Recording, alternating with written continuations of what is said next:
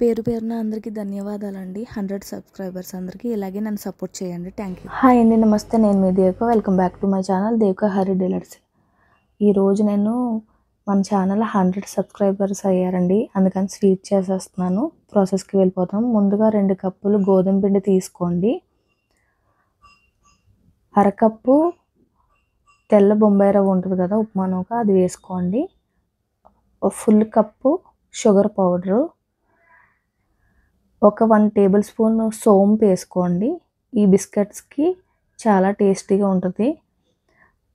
1 table spoon యాలకుల powder, కొబ్బరి పొడి పావు కప్పు, ఒక 4 టేబుల్ స్పూన్లు నువ్వులు, చిటికెడు ఉప్పు వేసుకోండి. 1/3 కప్పు నెయ్యి యాడ్ చేసుకోండి. ఇక మీకు మెజర్మెంట్స్ కూడా కింద ఇస్తాను నేను, అవి చూసుకోండి. ఇవన్నీ మంచిగా కలిసే వరకు బాగా చపాతీ పిండి ఎలా అయితే కలుపుకుంటామో మనం అలా కలుపుకోవాలి. మీకు ఇంట్లో ఈ పిండి కలిపేటప్పుడు మంచి అరోమా అనేది వస్తుందండి. ఇప్పుడు నేను ఇంతకీ మీకు చెప్పబోయే రెసిపీ ఏంటంటే, ఇది చక్కెరపార అండి.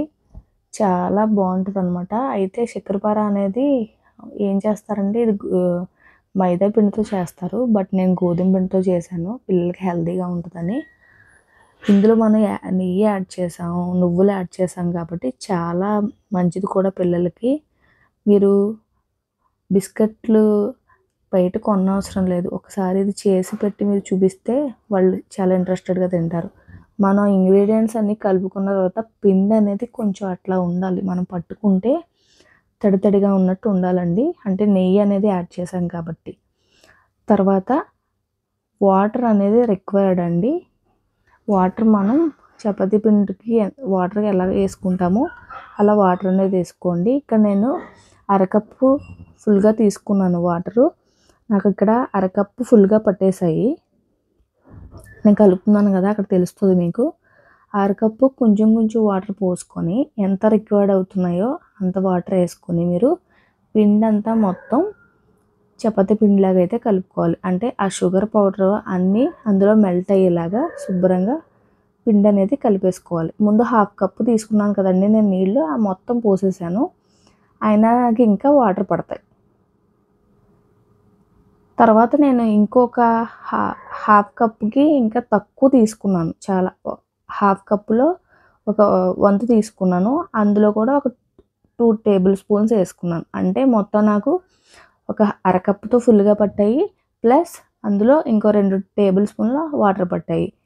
ఇలా కాకుండా మీరైతే ఏం చేస్తారంటే, చపాతీ పిండిలా కలుపుకునేటప్పుడు ఎంత వాటర్ అయితే పడతాయో రిక్వైర్డ్ వాటర్ అనేది వేసుకోండి. కన్సిస్టెన్సీ అనేది అలా ఉండాలి. అంటే బాగా మెత్తగా ఉండకూడదు, అలానే బాగా గట్టిగా ఉండకూడదు. బట్ పిండి అనేది మనం బిస్కెట్స్కి కుకీస్కి కట్ చేసుకునేలాగా పర్ఫెక్ట్గా రావాలి. అలా రావాలన్నమాట. ఈ పిండిని ఒక 10 మినిట్స్ పాటు కవర్ చేసుకొని, ఏదైనా ప్లేట్ ఏమైనా పెట్టుకొని కవర్ చేసుకొని 10 మినిట్స్ పాటు అలా రెస్ట్లో పెట్టేసేయండి. అలా పెట్టడం వల్ల పిండి అనేది స్మూత్ అయ్యి మనం బిస్కెట్స్ కింద కట్ చేసుకునేటప్పుడు పర్ఫెక్ట్గా వస్తుంది అనమాట. సో మీరైతే అలా చేయండి. 10 నిమిషాల పాటు పక్కన పెట్టేసేయండి. 10 నిమిషాల తర్వాత అది ఓపెన్ చేసి తీసి దాన్ని మనం 3 భాగాలుగా చేసుకోవాలి. అంటే మీకు నచ్చిన షేప్లో కట్ చేసుకోవచ్చు. ఇక్కడ నేను చూపిస్తాను, ఆ షేప్లో కట్ చేసుకుంటే కుకీస్ షేప్లో వస్తాయన్నమాట. సో అట్లాగా మనం కట్ చేసుకోవచ్చు. మీరు దాన్ని ఏ షేప్ కింద అయినా కట్ చేసుకోవచ్చు, డైమండ్స్ కానీ రౌండ్గా కానీ ఎలా అయినా. బట్ నేనైతే ఈ వేలో చేస్తున్నాను. ఇలా పిండిని ఒక 3 భాగాలుగా తీసుకొని కట్ చేసుకోండి. మీరు నైఫ్తో కట్ చేసుకుంటే కరెక్ట్గా అనేది వస్తుందండి. సో నేను తీసుకున్నాను కదా, ఒక భాగం తీసుకున్నాను. దాన్ని ఇప్పుడు నేను జస్ట్ అలాగా చపాతీ పిండిలాగా అద్దుకొని దాన్ని కుకీస్ కింద కట్ చేసుకుంటున్నాను. ఈ రెసిపీ అసలు మన పెద్దవాళ్ళని కూడా చాలా ఇంట్రెస్టెడ్గా తింటామండి. నాకైతే చాలా ఇష్టం, చాలా టేస్టీగా ఉంటాయి, చాలా ఎంజాయ్ చేస్తూ తింటారు పిల్లలు కూడా. ఇందులో మనం వేసినవి కూడా అన్నీ ఆరోగ్యకరమే కదా. షుగర్ పౌడర్ అంటే కేక్స్లో అలాగే వేస్తాం కదా, అలాగే స్వీట్లో కూడా. సో అదిగో ఆ విధంగా కట్ చేసుకోవాలి మంచి మంచి కుకీస్ కింద. అట్లా రావాలండి. మీకు కొంచెం పిండి అలా వచ్చినా జస్ట్ అలాగా పట్టేసుకొని మొత్తం కుకీస్ లాగా కట్ చేసేసుకోండి. ఎన్ని వస్తే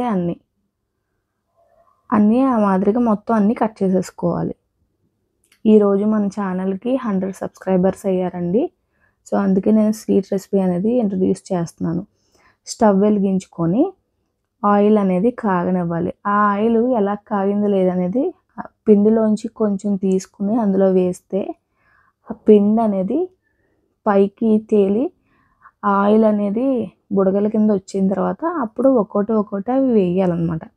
లో టు మీడియం ఫ్లేమ్లో పెట్టుకుని వేపుకోండి. హై ఫ్లేమ్లో పెడితే కలర్ వచ్చేసి మాడిపోతాయి. కాబట్టి లో టు మీడియం ఫ్లేమ్లో పెట్టుకొని స్లోగా నిదానంగా వేపుకోవాలండి. ఈ వేపడంలోనే ఉంటుంది టేస్ట్. ఎందుకంటే లోపల బాగా ఉడికి పైన మంచి కలర్ వచ్చి మంచి లైట్ గోల్డెన్ బ్రౌన్ కలర్ వచ్చే వరకు మీరు అలాగా లో టు మీడియం ఫ్లేమ్లో పెట్టుకొని మంచిగా వేపుకోండి. ఇవి ఒకసారి ఎక్కువ వేయమాకండి. ఒక 5 కుకీస్ కింద వేసి ఫ్రై చేసుకోండి. అందుకే మీరు వెడల్పాటి కడాయి పెట్టుకొని ఫ్రై చేసుకోండి. అంటే ఒకదానికి ఒకటి అంటుకోకుండా ఉంటుంది కాబట్టి. సో మీరు విశాలంగా ఉండేలాగా చూసుకొని తక్కువ వేసుకొని వేపుకోండి. ఈ బిస్కెట్స్ మనం కడాయిలోంచి తీసినప్పుడు మెత్తగానే ఉన్నట్టు ఉంటాయి. కానీ వితిన్ 2-3 మినిట్స్కి ఈ కుకీస్ అనేవి చాలా క్రిస్పీగా అయిపోతాయి. చాలా టేస్టీగా ఉంటాయి. అసలు మాటల్లో చెప్పలేను నేను. డెఫినెట్గా మీరు ఇంట్లో ట్రై చేయండి. ట్రై చేస్తే మీకు తెలుస్తుంది.